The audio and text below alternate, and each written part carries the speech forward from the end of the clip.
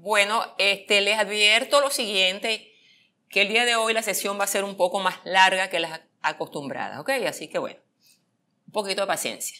Entonces, de acuerdo con la lista que nos viene sirviendo de guía, aquella que escribieron, organizaron los doctores Larrazábal Enríquez y Gustavo Luis Carrera, desde el punto de vista de la novelística con sello de mujer, los 10 años que constituyen la década de los 20 están representados por un solo nombre, Teresa de la Parra.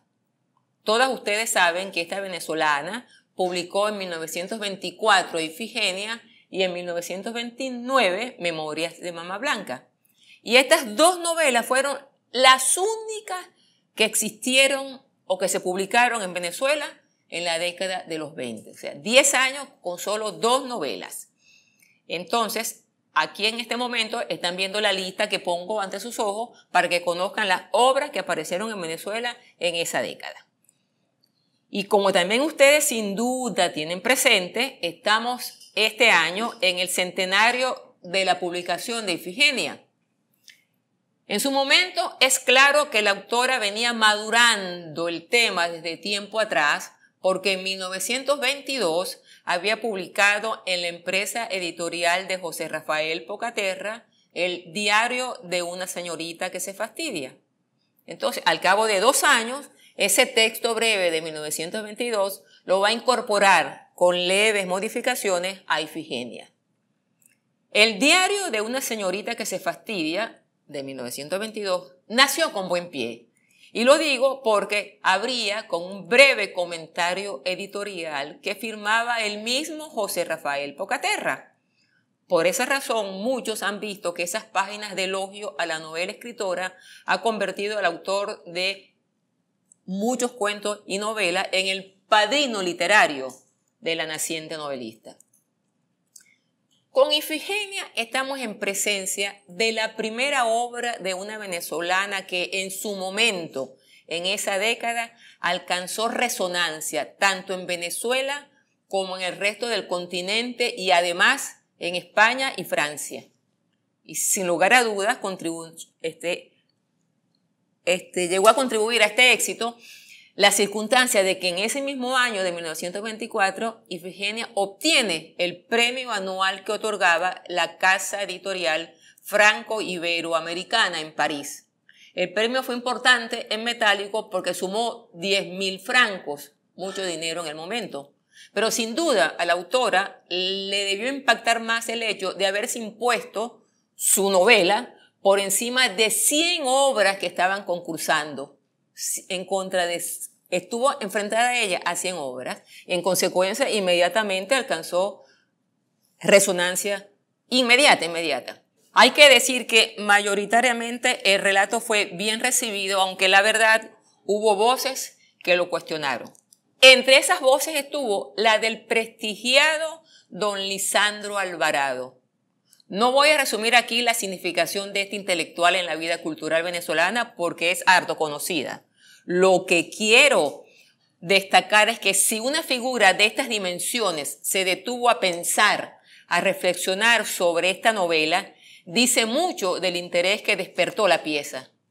De hecho, Alvarado destaca, y cito a Alvarado, que las tendencias de la novela han parecido extrañas a ciertas personas. Fin de la cita. Palabras que nos hablan de dificultad para su cabal comprensión. En sus comentarios, el autor se excusa de examinar la novela en su conjunto y, por el contrario, opta por examinar los actos del personaje, o sea, los actos de María Eugenia. Es decir, únicamente reflexiona sobre el personaje principal. Algo así como que si nos estuviera diciendo que va a hacer un análisis psicológico, pero sabemos que la psicología no es crítica literaria. En el presente sabemos que ambas novelas de Teresa de la Parra han sido objeto de innúmeros abordajes en ensayos de especialistas, artículos de opinión y desde luego en monografías de grueso número de páginas. De ahí que los enfoques han sido de variada índole. Sin embargo, 2 exploraciones que han aparecido en tiempos recientes han optado por otorgar privilegio a la ironía como mecanismo para el abordaje del personaje central. Una de esas exploraciones es la de Ana María Caula, que titula Luchas por la Independencia, Género y Nación, en la obra de Teresa de la Parra, salida de los talleres de la Fundación El Perro y la Rana en 2017. El otro abordaje es el de Javier Lasarte, que podemos encontrar en su volumen Aires de Cambio. Allí él dice, algo más o menos equivalente a lo que dice Caula. La verdad es que no me propongo hacer un recorrido por los estudios críticos que se han hecho a esta novela. El día de hoy solo quiero hacer un rápido repaso por aspectos que me parece necesario destacar, pues son elementos que en mi opinión actúan como bisagras entre la producción narrativa que precede a De la Parra y su avanzada estética de 1924. En primer lugar, vale la pena destacar que todavía la autora de Ifigenia es deudora de la práctica que surgió en Venezuela en el siglo XIX y que llevó a las autoras a refugiarse en un seudónimo. Este aspecto no lo observamos con mucha frecuencia. Tomemos en cuenta que su registro de nacimiento parisino en 1889 la señala como Ana Teresa Parra Sanoja, que ella reacomodó a la identidad que ahora le reconocemos. Sobre el apoyo en la pseudonimia no me atrevo a asegurar por qué se seguía manteniendo. Sí me atrevo a conjeturar que en el siglo XIX tuvo razones de ser debido al cerco que se construyó para minimizar la exposición, y esta voz la entrecomillo, de la mujer al ojo público. Pero no olvidemos que también los hombres se valían del recurso, o sea, se amparaban en el seudónimo. Muchos de ellos lo justificaron como consecuencia de la timidez o el rechazo a exponerse a la mirada de tantos. El asunto merece más atención del que puedo prestar aquí, pero el hecho que quiero destacar es que Ana Teresa Parra Sanoja se mantuvo fiel a esta práctica. Y también se mantuvo fiel a la tradición de la orfandad de la protagonista. Su protagonista es huérfana de madre y después del padre. Significa que María Eugenia se ajusta a los estereotipos habituales, unos estereotipos que inculca la abuelita y que ella no objeta, y es aquel de que ella viene de un apellido de abolengo y las mujeres de su estirpe deben hacer un buen matrimonio. A esa imposición que viene por tradición de familia se añaden otros valores que ella se inventa, o mejor, que ella modela. Ella es bella, ella ama el lujo, ella gusta de estar al día en la moda en el vestir. Y para que este personaje sea verosímil, a lo largo de la novela vamos conociéndola. Es fantasiosa, es vanidosa, es volátil en sus convicciones morales, es pagada de sí, es teatral, es retórica. Y todo ese paquete, los valores que hereda de la abuelita y los que ella se impone, son la justificación que ella necesita para optar por la decisión que al final acepta, la sacrificada del siglo XIX en pleno siglo XX. En el presente nos preguntamos, ¿es que no tenía otra salida? Porque para nosotras, mujeres del XXI, la respuesta es inmediata. ¿Y por qué no buscaba trabajo? ¿Por qué no se vale de sus propios medios? A final de cuentas, ha estudiado en Europa. Domina saberes e idiomas de los que podría valerse para bien vivir.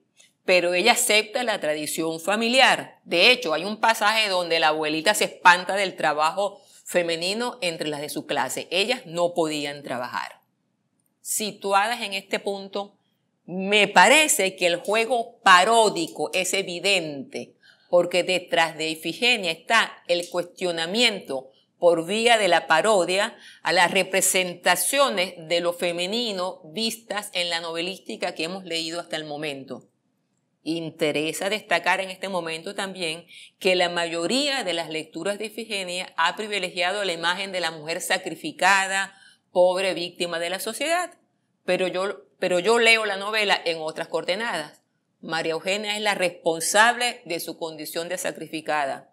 Construye su sacrificio. Y esa otra lectura se refuerza cuando advertimos en los varios momentos en los que se hace evidente, como recurso narrativo, la apelación al humor e incluso la construcción de momentos que se resuelven en la más franca y abierta carcajada de la lectora o lector. Las parrafadas de María Eugenia son sencillamente inaguantables. Pienso, por ejemplo, a su pregunta sobre si las flores o los pájaros usan vestidos y que habría que vivir desnudos. Otro elemento innovador de esta novela está en el hecho de que la voz narrativa finalmente es una voz femenina. Tanto con el recurso de la carta y el diario, es una mujer la que nos habla.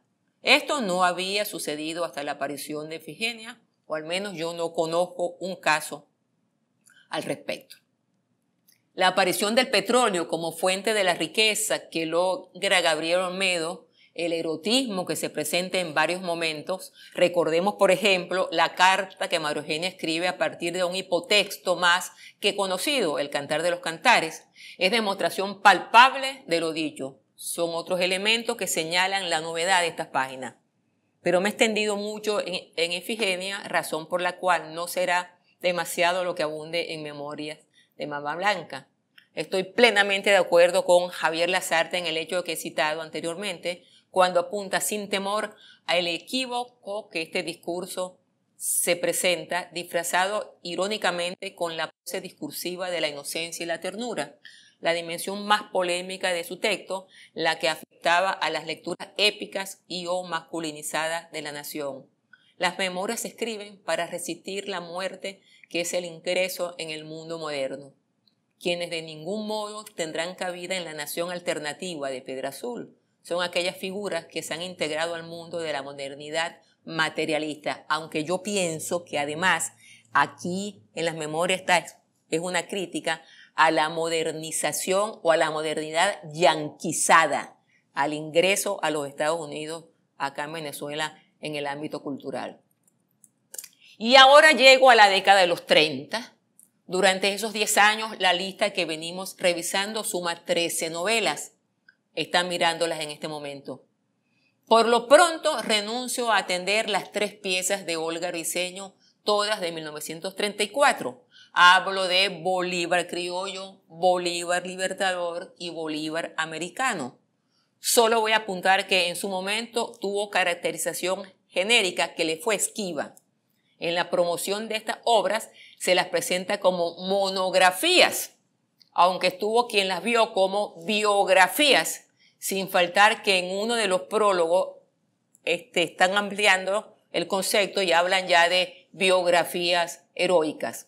En todo caso, pienso que la nueva acuñación de biografía novelada se ajusta más plenamente a la propuesta que esta autora nos presenta. Hasta aquí llego con Olga Briceño porque me interesa detenerme sobremanera en la oferta que Luisa Martínez presentó en 1932 bajo el título de El Vargueño, y no es nada asociado con Vargas, ¿vieron? Comienzo por señalar que esta palabra admite doble ortografía, o con B bilabial o con la bidental. La autora optó por la segunda. ¿Qué es un vargueño? Les cito la sección que nos interesa en este momento en copia del diccionario de la Real Academia. Y cito la Real Academia. Mueble de madera con muchos cajoncitos y gavetas, adornado con labores de talla. Fin del concepto. De hecho, es la imagen que exorna la portada de esta edición. El vargueño ha merecido la atención reciente de Mariana Libertad Suárez en un discurso que pueden descargar sin dificultad y que titula Un ensayo identitario, aproximación a la novela El Vargueño de Luisa Martínez López Méndez. Desde el momento de su aparición hubo quien la afilió a la vanguardia literaria sin mucha mayor explicación. Sin embargo, con el paso del tiempo, esa afiliación ha sido desestimada y más todavía, la presencia de esta autora en el panorama literario nacional es prácticamente inexistente, a no ser la exploración esta que acabo de mencionar de la colega acá en este texto que se puede descargar. Tan ha sido así que cuando se ha estudiado la vanguardia literaria en nuestro país, esta pieza ha quedado ausente totalmente.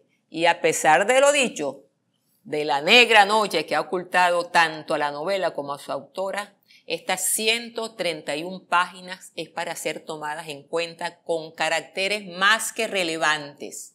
Debo comenzar por acentuar un hecho: que no desestimule a la lectora actual la circunstancia de que la autora califique su propuesta de ensayo de novela. Es ensayo de novela si pretendemos asimilarla a los pares que se generaban en el país en ese momento.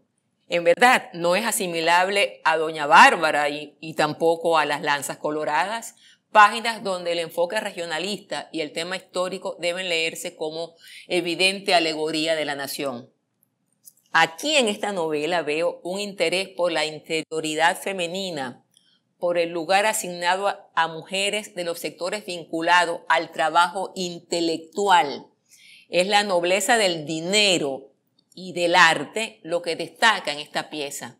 Y en última instancia es la imposibilidad de la realización amorosa heterosexual entre las mujeres cercanas a la voz narrativa, las jóvenes venezolanas de la década de 1930 que pertenecían a los sectores con bienes de fortuna. Aquí también la voz narrativa es femenina. Luisa Martínez es periodista y es quien carga de sentido estas páginas del relato, con lo que debemos empezar a plantearnos la función pública y personal del ejercicio periodístico que consolidaron las venezolanas en esta década que vengo explorando.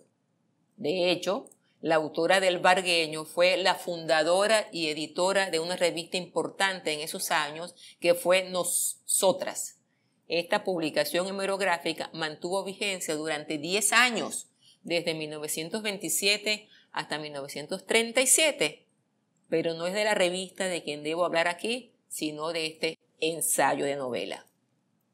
Si alguien aquí recuerda a Rayuela, tendrá en mente que esta novela cortasariana de 1963 abría con un tablero de dirección. No ha faltado quien haya afirmado que esta manera de comprometer al lector cómplice, empezó a llamarse, era la primera vez que se planteaba y que se debía al genio literario del argentino, el feliz hallazgo. Ajá. Y si les digo que esta última afirmación es un disparate, y si les digo que no fue Cortázar el primero en comprometer al lector en el acto de decodificar un material ficcional, les cuento. Ese recurso, esa complicidad con el receptor, lo plantea Luisa Martínez en El Vargueño. Su novela ofrece esta recomendación en la primera página y la cito. La acción de este ensayo de novela parte del presente. Va al pasado y de este vuelve al presente siguiendo el trazo de una elipse que no tiene ni comienzo ni fin.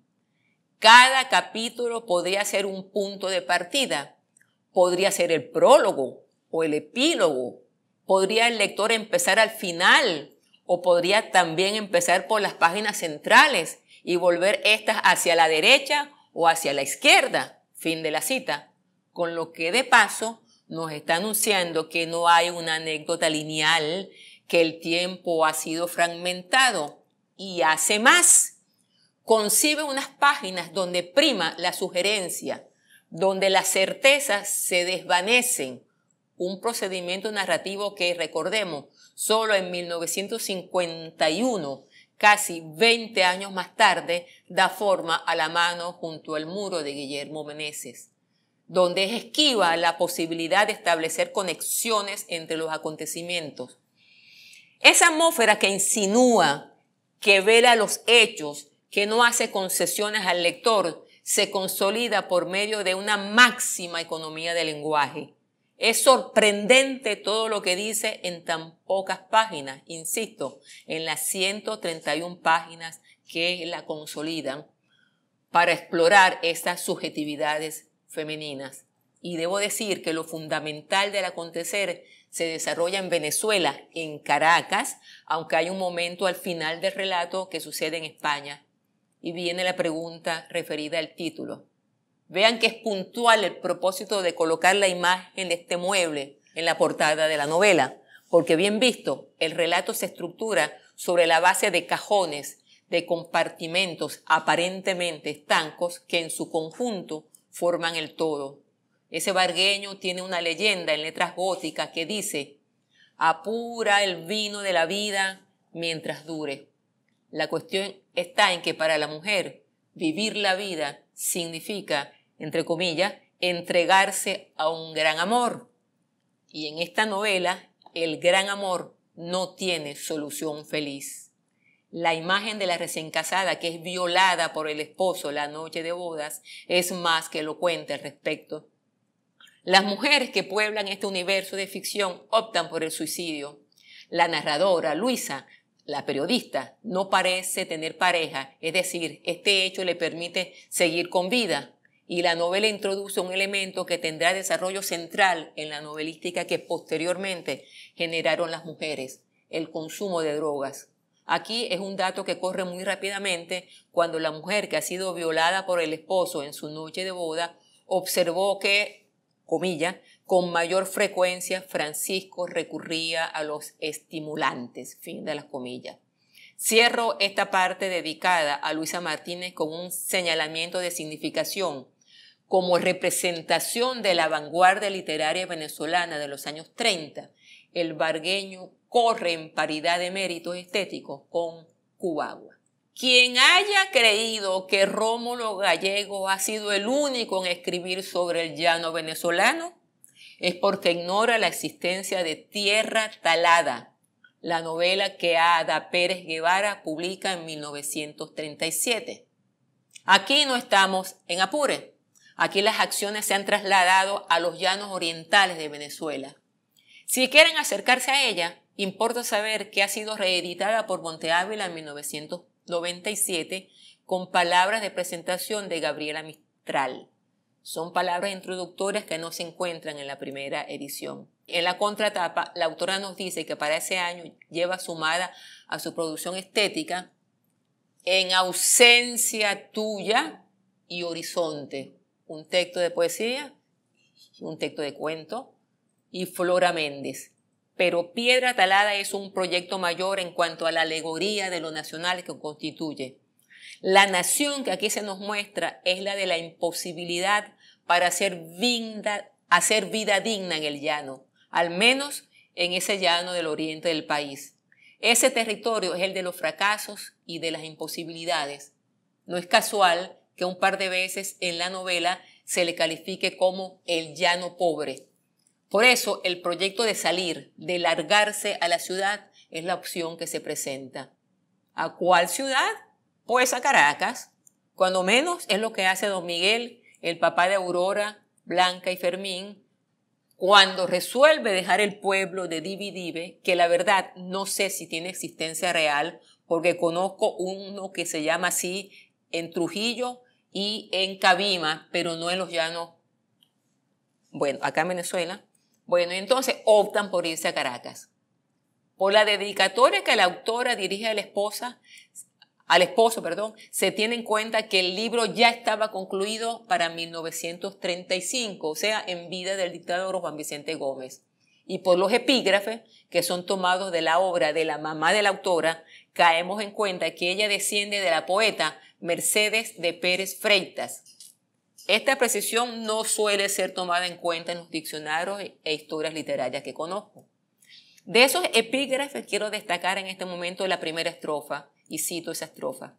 Entregada a su propia ignorancia, en ambiente de farsa y mentira, en el limbo de infancia perpetua, llevando porrazos entre hoscas neblinas. Y fin de la cita. Y me interesan esos versos porque definitivamente expresan las expectativas de Aurora, la protagonista de este relato. Ella es presentada como lectora hambrienta.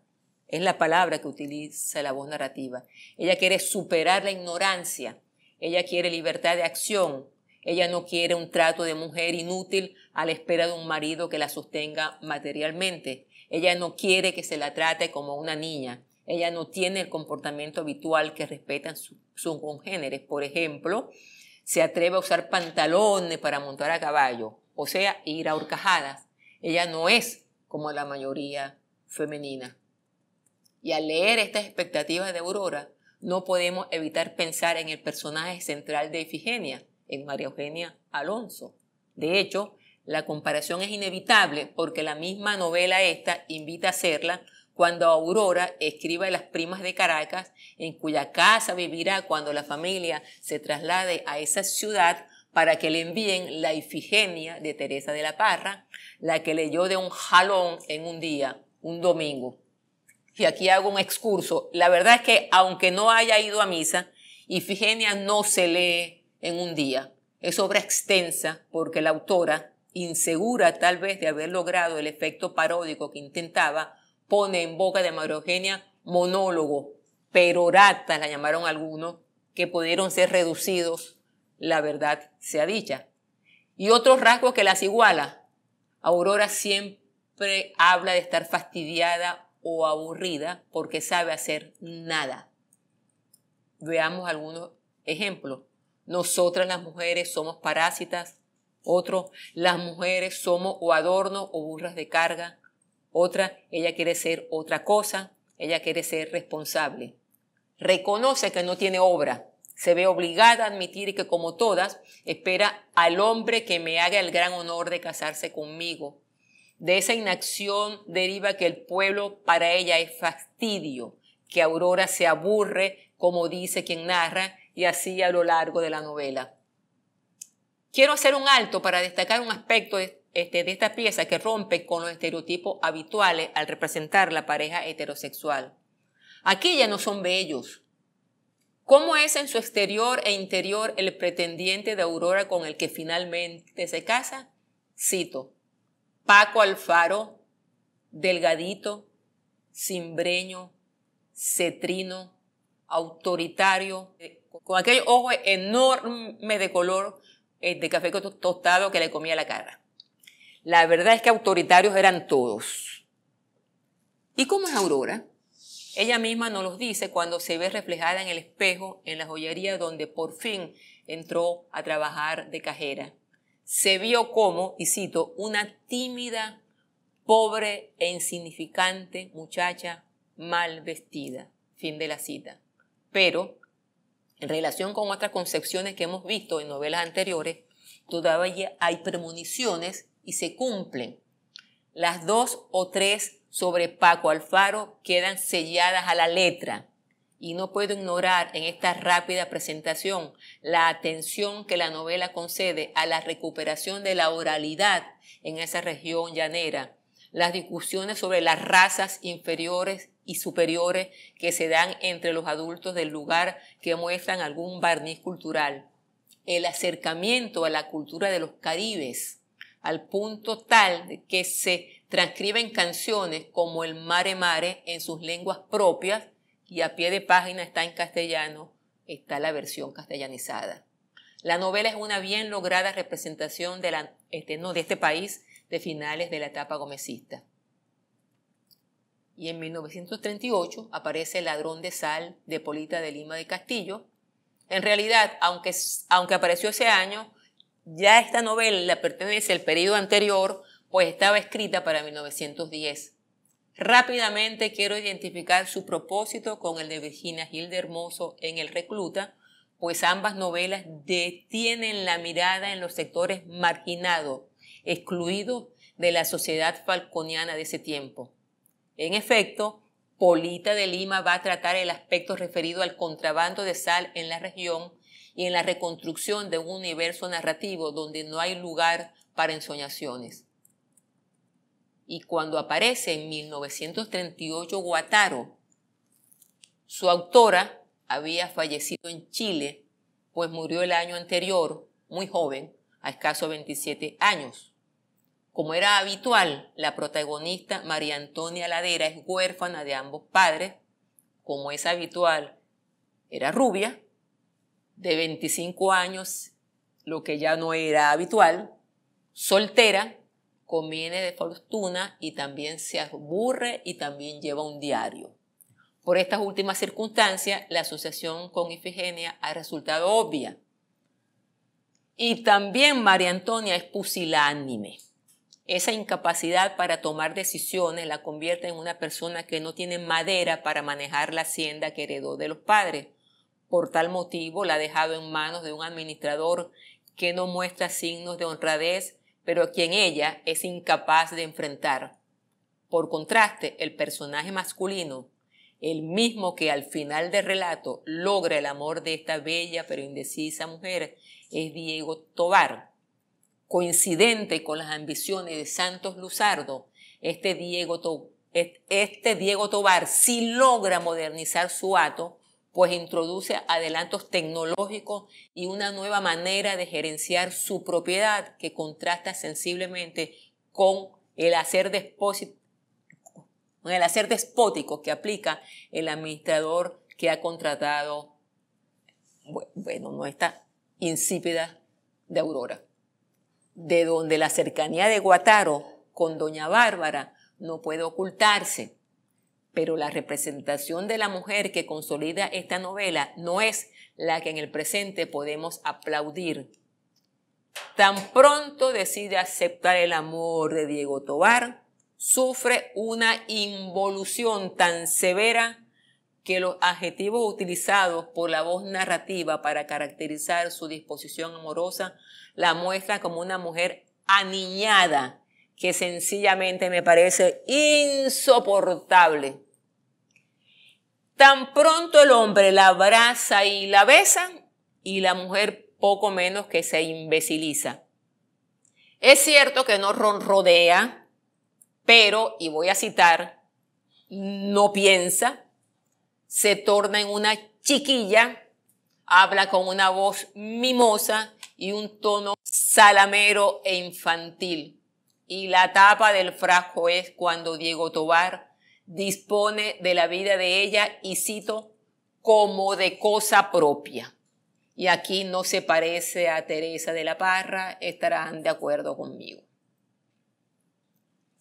Desde el punto de vista de las temáticas que plantea, la novelista más osada del período se llamó Carmen Olivo Álvarez. Muy probablemente esa osadía que menciono es la causa de que su nombre no exista para el imaginario cultural venezolano. Los diccionarios, las antologías, los panoramas y las historias literarias nuestras la ignoran. Solo la menciona un diccionario, el de Ramón Antonio Rodríguez, y cabe añadir que a ella no estuvo interesada en abordar o plantear en su obra un hondo sentir venezolanista, como se dice en este diccionario. Y entonces, ¿cuáles fueron los temas que abordó? Pues les cuento. En La Exótica de 1934 plantea una relación que todavía hoy, en el siglo XXI, despierta ojeriza, desacuerdos o rechazo. Me refiero a las parejas en las que la mujer es mayor en edad que el hombre.